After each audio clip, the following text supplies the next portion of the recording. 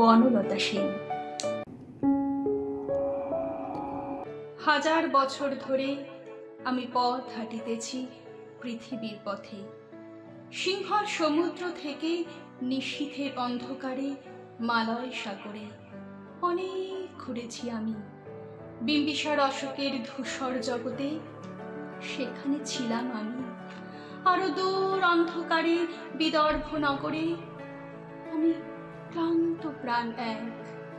চারিদিকে জীবনের সমুদ্র সফ্যান আমারে দুদণ্ড শান্তি দিয়েছিল নাটোরের বনলতা সেন।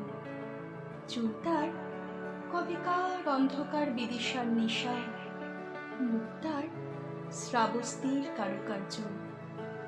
অতি দূর সমুদ্রের পর হাল ভেঙে যে নাবিক হারাইছে দিশা, সবুজ ঘাসের দেশ যখন সে চোখে দেখে দারুচিনি দ্বীপের ভিতর, তেমনি দেখেছি তারে অন্ধকারে।